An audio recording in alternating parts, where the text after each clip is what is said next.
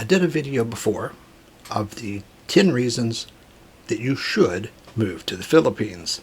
It was a very easy list to make. But I thought it would only be fair to mention some of the issues with the Philippines.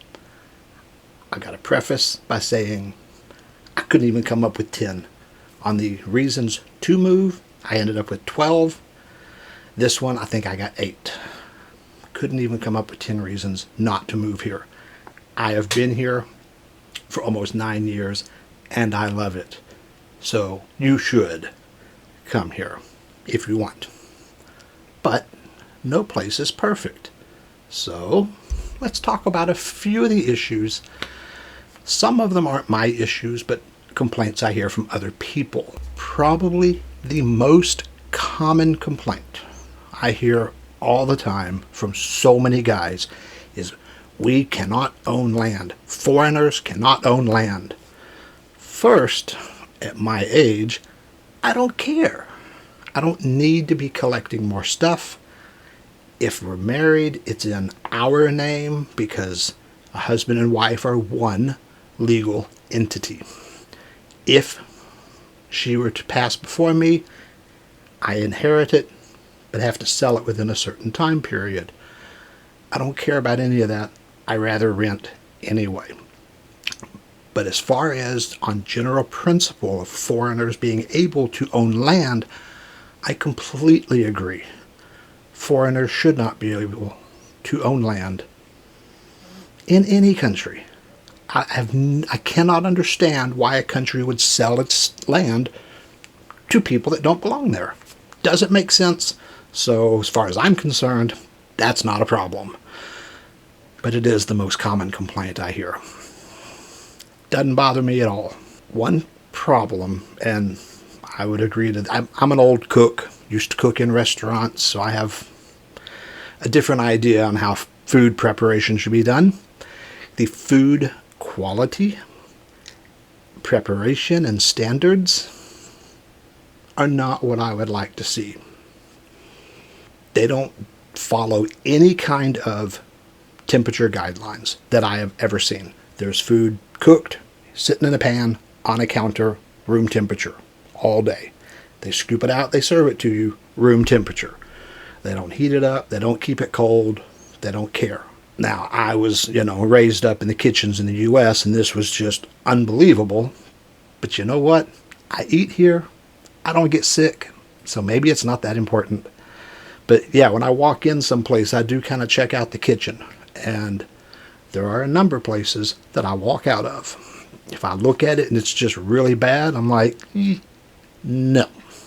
I'm not sure how many flies on the food would make me walk out. I don't have a particular number. But when I see enough flies, I leave. It's just my thing. Most of the food is still good. Some of it's a little odd, depending on where you are, the availability, what have you. If you stick to the standards, the adobo, the sinigang, things like the caldereta, any of those types, you'll be okay. It's good. It's tasty. One of my favorites is Bicol Express. It actually has some peppers and a little bit of heat to it. Most of the food here is just really bland. If you eat out, it's to be expected, or you learn the menu. If they have Bicol Express, it's got a little bit of heat to it. Not much, but a little. I do okay. I like most of the food, but the kitchens and the food handling is, and if you go to the wet markets, the meat's on the counters, no ice, no refrigeration. So you go buy it early in the day and get it home. You don't wait till 3 in the afternoon because that pig's been on the counter a long time. But the seafood sure is fresh. On my list of reasons to move here, one of the things I said was the restaurants don't pressure you. They don't rush you. Well, the flip side of that is restaurants are not in a hurry and they don't care. So service tends to be a bit slower than we're used to. Okay, if you can find a waiter, you're doing good. There's never enough wait staff. You got to really flag them down to get a menu. You got to flag them down to take your order. It's slow. But if you're not in a hurry, it's not that bad. When I worked, we used to have what they called a 45-minute dining experience. We want the customer in and out, done in 45 minutes. Menu and glass of water has to hit within 1 minute. Order taken within 5. It's a whole schedule. You don't want them to feel rushed, but you want them to get out so you can turn that table and make more money. Here, they don't care. So it's nice if you want to kick back, relax all day, sit there, have some eats, drinks, visit with friends. But if you're in a hurry, you better go to a fast food joint because the restaurants here are really slow. But if you're retired and you can relax, it's not that bad. It just took some getting used to. One problem that does bother me, most of the time I'm cool with it, but you have bad days now and again, and the infrastructure can be frustrating. Road conditions are bad. There's no sidewalks most places, no bike lanes. We have some in Iloilo. It's not like they promote it like we have a lot, but we have some, more than a lot of places. But the electricity cuts out a lot. Any rain powers out. Internet has gotten much better in the 8 years I've been here.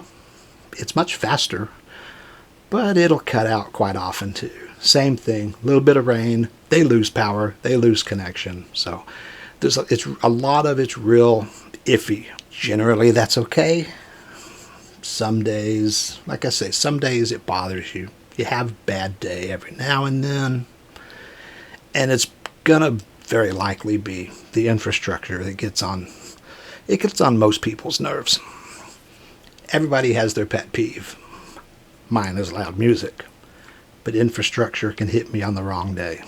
Iloilo is surprisingly clean, but you will see litter is a problem in a lot of parts of the Philippines. There are no trash cans. 7-Eleven has trash cans. The mall might have a trash can. I carry trash around with me for 30, 40 minutes until I find a trash can to put it in. I'm not going to drop it in the street. They don't want you to litter, but they don't give you anywhere to put it. Welcome to the Philippines. But surprisingly, like I said, Iloilo is pretty clean. I've shown a number of videos of me wandering the streets, and it is surprisingly clean. But trash cans would be nice. This is all just some of the little infrastructure issues that are just... Usually it's not that bad. But every once in a while, you have a bad day. I would like to point out, this video is not sponsored, but it is an ad for Expat 101, your guide to a successful Philippine retirement. It's just a collection of anecdotes and my experiences moving to the Philippines. Most of it is in a video, on the blog. It's just all gathered together in a nice, neat little book if you want to buy it. This is 2 videos in a row that I've promoted it. I won't talk about it for a while because I don't push it that much, but it does help support the channel. English is widely spoken here. It is one of the official languages, and it is taught in school. That being said, English can be a big problem here. You'll go into a store, you'll be walking up to a store clerk, and you'll see that eyes go, and they grab somebody and they push them forward and then they duck back because they get that deer in the headlights look. They're like, oh my God, it's a foreigner. Somebody else go talk to them. A lot of them can speak English better than they think they can, but they're very shy about it, so they don't want to talk to you. Some, if they don't deal with foreigners very much, have forgotten a lot of the English. If you don't watch a lot of American movies, you don't deal with foreigners, you don't really speak it, How much of your high school Spanish or high school French do you still speak? So English is spoken, but it's iffy. In a major city, major tourist spot, you're okay. You get farther up into the mountains, into the provinces, maybe not. I've had taxi drivers here that don't speak a word. And that's kind of surprising. You'd expect a taxi driver to be able to speak English. I've had taxi drivers not speak a word. Now, I've been here long enough, I should speak Ilongo, but I'm old and stupid, and it hasn't gone well. I have tried. Didn't go well. Most of the time you'll be okay. There are some language issues, depending on where you go and how in depth you want to go. Some of the things that guys complain about, we can't do anything about. Some you can, most you can't. One that gets a lot of complaints, they see it, if they haven't been over here before, it's quite a shock to see the level of poverty. I was over here back in my young days in the Navy, and it was an eye-opening experience for me to see what, actual poverty is. Not diminishing American poverty, but oh my goodness, the poverty here is on the street, in your face. It's right there all day, every day. You have to just kind of learn to, we'd like to do some charity work. We do what we can. It's not much, it's not enough, but it's what we can do. I can still sleep at night. I've talked to some guys here that just can't deal with it. One of them was going nuts, going on about the three-legged dogs. I was like, what do you mean three-legged dogs? Because those dogs get hit by the cars. No one ever takes them to the vet because they're strays, and their legs broken, and it heals up, gimped, and they're walking around three-legged. It's like, oh, I get it. I know what you mean. Yeah, I've seen those. I like dogs. I've had dogs. I love dogs. Honestly, I've seen that, and there's nothing you can do about it, so you just kind of go, yeah, poor dog. I've talked to some guys that just driving them up the wall. I don't like to see the poverty. I do try and help out when I can. I'm not going to be able to lift them out of poverty, but if I can give someone a good day or a decent meal or some school supplies, whatever, I like to do what I can. It gives them a good moment, a good day. It's not going to fix their life. That's out of my control. And you have to learn to deal with that and accept that. It's never been a problem for me. Some guys have an issue. One that I have noticed, and a lot of guys I've talked to have mentioned it too, you don't really have a lot of Filipino friends. Now, in the other video, I mentioned that they're very friendly, very hospitable, always wanting to sit down and have a drink and talk. They are very friendly. But I mean like a really close friend, like the deep, heart-to-heart friend. I know a few guys that are deeply involved in Rotary Club and Red Cross and some of that, and they have been here for years, and they know some Filipinos and are very close with them. Most of us, that is not the case. It's kind of like the work friends. You have these acquaintances, you get along, you can hang out with them, but you're not really real tight. I'm okay with that because although I do videos, I am mostly an introvert. Like I said, I'm talking to a camera. There's nobody here. So I'm okay alone a lot. I think most expats, if most people don't leave friends and family and move 8,000 miles away. If you can do that, you've got to be kind of a loner anyway. I enjoy meeting people. I enjoy hanging out with people. I do not crave it. I love going out in crowds, but I don't have to know anybody. It's kind of why I like cities. If you are younger and are over here, say, as a student or employee, and you're younger working with people, you may develop closer relationships, like the guys I said who are in the Rotary and Red Cross, working with them all the time. Older retired guys, we're just kind of here, we see people, we talk. It's a little different. Sometimes the Filipinos, they see us and they just assume we're tourists or sex tourists and don't really want to deal with us too much anyway. They're friendly and they'll talk to us, but they don't, until they know that like you're a resident and you're here and you're married, and once they get to know you, it can develop more. Such is life. It's not a major problem, it's just something to consider. Filipinos do tend to like foreigners and are friendly. Dating is not usually a problem because there's usually enough around that would want to date a foreigner. However, there are issues with a limited dating pool. I know a lot of girls here that have zero interest in foreigners. They'll talk to you, they'll be nice, they don't want anything to do with them. They want to date and marry a Filipino. It's understandable. Nothing wrong with that. You like who you like. And there's enough that you can still date. It's not that bad, but there is kind of a limited pool. There's going to be some that just aren't interested. Some don't want an age difference. And then there's a big difference on stages of life. Not just the age, but do you want kids or not? Same religion or not? Do you want to work or not? This sometimes can cause problems.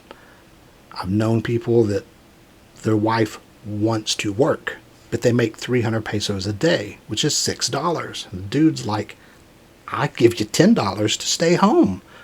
But they want to work because it makes them feel good to have a job, which is understandable. But then the guy sitting around the house bored all day because she's working, and from our point of view, not making any money. So sometimes they get into problems with that. I did offer to let Melanie go to college, get a job if she wanted. She was like, no thanks. So we hang out, we're fine, it's not a problem. Can be a problem for a lot.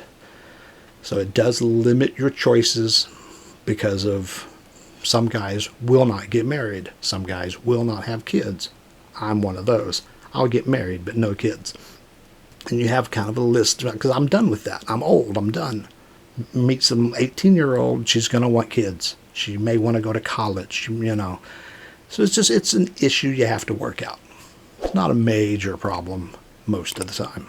Most of these problems aren't really that big a deal. Quite a lot of them don't apply to me anyway. A lot of this just doesn't bother me. But these are problems that other people have mentioned. You have to realize no place is perfect. There are going to be problems of some kind no matter where you live. A lot of the problems you bring with you. Your attitude is very important. But you are not going to change this place. You are not going to change the people. Don't come here thinking, I'm going to show them how it's done. There's 100 million people here that have their way of doing it. Your foreigner voice doesn't count for much. Don't try it. You'll drive yourself crazy. I know guys that have done it. I was going crazy just trying to show a butcher how to cut a pork loin. I showed him pictures. I pointed on the pig exactly what to do. And he's like, okay. He picks up the cleaver, starts hacking pork chops. I grab the other half of the pig, take it in the house, and cut it myself. That was a butcher. I'm showing him diagrams. I'm pointing on the animal itself, on the carcass, saying, cut this. Don't listen, don't care. He just started hacking the thing up. Can't get mad about it. Well, you can, but it won't do you any good. Like I said, I just grabbed the other half of the pig, took it home, because this was in the backyard anyway. Cut it myself. Not a problem. You got to pick your battles. Most of the stuff here, don't do it. You're not going to win. You're going to drive yourself crazy. You can't change any of it. So don't try. You got to go with the flow. Most of it's not that bad. You're going to have bad days. I've had bad days. My wife has had bad days, and she's grown up here. She's got a language, and I don't know, she swears like a sailor. I think she learned it from me. Maybe. But most days are great. This list was just kind of for fun to go along with the first list of the reasons to move. And as I said, this was only 8. I couldn't come up with more than 8, and some of them don't apply to me. So it's all good. I'm still on the why you should move here camp. This was just for balance and for fun.